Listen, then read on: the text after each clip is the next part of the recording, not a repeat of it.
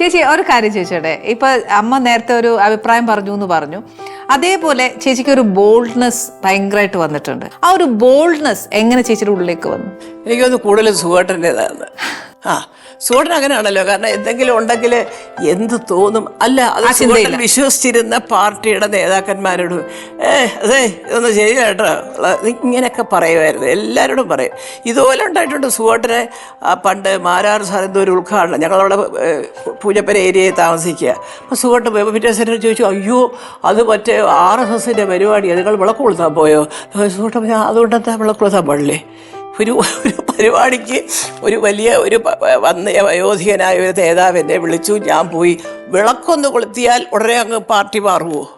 അത് അറിയാൻ വേണ്ടി ചോദിക്കാന്ന് വെച്ചു. അതുകൊണ്ടായിരിക്കും ചിലപ്പോൾ പിന്നീട് വിളക്ക് കത്തിക്കുന്നത് വലിയ വിവാദമായിട്ടുണ്ട് ഇവിടെ. ഇത് ഇങ്ങനത്തെ ഒരു നാട്ടിലാണ് നമ്മളൊക്കെ താമസിക്കുന്നത്. അതൊന്നും ശരിയല്ല എന്നുള്ള. അപ്പോൾ എനിക്ക് തോന്നുന്ന ആ ഒരു ആറ്റിറ്റ്യൂഡ് ഉണ്ടല്ലോ. കാരണം ഒരു നല്ല ഇപ്പം ഞാൻ അഭിനയിച്ച ഒരു സിനിമ കാണാൻ ഒരു ക്യൂ നിൽക്കുക. ഹലോ മോനെ ഏത് പാർട്ടിയാ? കോൺഗ്രസ്സാ? കാണണ്ട കേട്ടോ, ഞാൻ കമ്മ്യൂണിസ്റ്റാ, നിങ്ങൾ പൊക്കോ. ഞാൻ പറയൂ, ഒരിക്കലും ഇല്ല, പറ്റത്തില്ല. നമുക്ക് എല്ലാവരും കാണാം. അപ്പൊ അതുകൊണ്ട് തന്നെ ഞങ്ങൾക്കൊക്കെ ആര് വന്നാലും, പിന്നെ കോൺഗ്രസ്സുകാർ വന്നാലും കമ്മ്യൂണിസ്റ്റുകാർ വന്നാലും BJP വന്നാലും ഒക്കെ നന്നായിട്ട് ഭരിക്കുകയാണെങ്കിൽ അവരെയൊക്കെ എന്നും ബഹുമാനിക്കും. പക്ഷേ ഒരു വിഭാഗം കൊണ്ട് മാറ്റി നിർത്തി വളരെ സത്യസന്ധമായിട്ട് ഇപ്പം ഞാൻ ഒരു കാര്യം മോളോട് ആദ്യമായിട്ട് പറയട്ടെ. ചീഫ് മിനിസ്റ്റർ ശ്രീ പിണറായി വിജയൻ ഇവിടെ വന്നു. എൻ്റെ അവിടെ ഇച്ചിരി വെള്ളം കയറുന്ന പ്രശ്നം അറിയാമല്ലോ, പഴയ ട്രോളൊക്കെ. എവിടെ പോയി ലംബോർഗിരി ചേച്ചി എന്നൊക്കെ പറഞ്ഞ് ചോദിച്ച സംഭവമൊക്കെ ഇല്ലേ.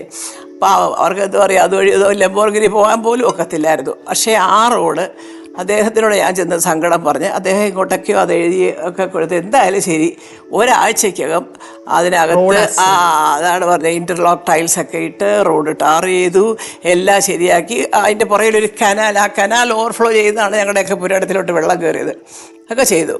പിന്നെ അത് കഴിഞ്ഞ് അടുത്ത 5 വർഷം വന്നു. അപ്പം ഞാൻ ചെന്ന് മേയറടക്കമുള്ളൊരു പച്ചയ്ക്ക് ഞാൻ TV പറയുക ചെയ്ത് പറഞ്ഞു, ഇങ്ങനെയാണ് പിന്നെ മേയറെ അദ്ദേഹം അതെല്ലാം പറഞ്ഞിട്ടൊക്കെ ഉണ്ട്. അപ്പോൾ പുള്ളിക്കാരി തിരഞ്ഞെടുത്തു, അതെ ശരി, അപ്പം ആ കനാലിൻ്റെ പണിയൊക്കെ ചെയ്യാനായിട്ട് നമുക്ക് കുറച്ച് ഫണ്ട് ഈ വർഷത്തെ ബജറ്റിലല്ല അടുത്ത വർഷത്തെ സാങ്ഷൻ ആക്കിയിട്ടുണ്ട്, ഇപ്പം ചെയ്യും എന്ന് പറഞ്ഞു. അത് കഴിഞ്ഞിട്ട് ഇപ്പോൾ ഒരു 1.5 വർഷമായി. അതിനുശേഷം മേയർ നമ്മളെ വിളിച്ചിട്ടുണ്ട്, എനിക്ക് ഏതാണ്ട് 10,000 ഒരു ഉദ്ഘാടനം എന്നൊക്കെ പറയും. പക്ഷേ അതൊന്നും അതാത് മന്ത്രിമാരോടുള്ള ഒരു ബഹുമാനം അടുപ്പം കൊണ്ടുപോയതല്ല, അല്ലാതെ മേയർ പറഞ്ഞുകൊണ്ട് മാത്രം പോയതല്ല. അത് ഞാൻ സത്യസന്ധമായിട്ട് പറയാം. തല്ലിക്കൊന്നാൽ തിരുവനന്തപുരം കോർപ്പറേഷനിൽ ഫോൺ എടുക്കത്തില്ല. ഞാൻ വിളിച്ചാലും ശരി, ആര് വിളിച്ചാലും ശരി. അല്ല, ഇതൊക്കെ വിവാദമായേക്കാം നാളെ. പക്ഷെ ഞാനൊരു വിവാദത്തിന് വേണ്ടി പറയല്ല, എൻ്റെ വിഷമം പറയുകയാണ്. ഒരു അവസരം വരുമ്പോഴല്ലേ നമുക്കിതൊക്കെ പറയാനൊക്കെ ഉള്ളൂ. ഇതൊക്കെ കേൾക്കട്ടെ നേതാക്കന്മാർ, അവരാരും ഒന്നും അറിയത്തില്ല കേട്ടോ. ഇപ്പം ഞാൻ ചെന്നിട്ട് ഇവിടെ ഒന്നും ചെയ്തില്ല സാർ, ഇങ്ങനെയൊക്കെ പറഞ്ഞെങ്കിലും 1.5 വർഷമായി ഒന്നും നടന്നില്ല സാറേ എന്ന് വീണ്ടും ചെന്ന് പറഞ്ഞാൽ നടക്കും, എനിക്ക് വിശ്വാസമുണ്ട്. അല്ല, അതൊക്കെ എന്തൊക്കെ പറഞ്ഞാലും ശരി, ഇപ്പോഴത്തെ മുഖ്യമന്ത്രിയോട് എനിക്ക് വലിയ ബഹുമാനമാണ്. കാരണം 24 hours ആക്ഷൻ എടുത്ത ആളാണ് അദ്ദേഹം. എങ്ങനെ ഇങ്ങനെ വെള്ളം നടന്നാൽ പിന്നെ അവർ വീട്ടിൽ തന്നെ പോകും, വീട്ടിലോട്ട് അതൊക്കെ അദ്ദേഹം തന്നെ ചോദിച്ച് നേരെയാക്കിയതാ. പിന്നെ അത് തുടർന്ന് നോക്കേണ്ട ജോലി കോർപ്പറേഷനാണ്. അത് വരണ്ടേ? വരത്തില്ല. അങ്ങനെ ഇത് നമ്മൾ കിടന്ന് അവിടെ ഇവിടെയൊക്കെ വിളിച്ച് പറയുമ്പോൾ വരും. പണ്ടേ മറ്റേ റോഡ് മുഴുവനും ചെടി വളർന്നിരിക്കുന്നു, അത് ക്ലീൻ ചെയ്തു, അങ്ങനെ ആക്കി ഇങ്ങനെ ആക്കി. അതൊക്കെ ഇങ്ങനെ നമ്മൾ ഓരോ പ്രാവശ്യവും വിളിച്ചു പറഞ്ഞ് കുറച്ച് വലിയവരെ വിളിച്ചു പറഞ്ഞിട്ട് താഴോട്ട് വന്നെങ്കിലേ നടക്കൂ. ആ ഒരു ആറ്റിറ്റ്യൂഡ് മേയറെന്നല്ല ഒരു സാധാരണ ഉദ്യോഗസ്ഥൻ പോലും മാറ്റണം.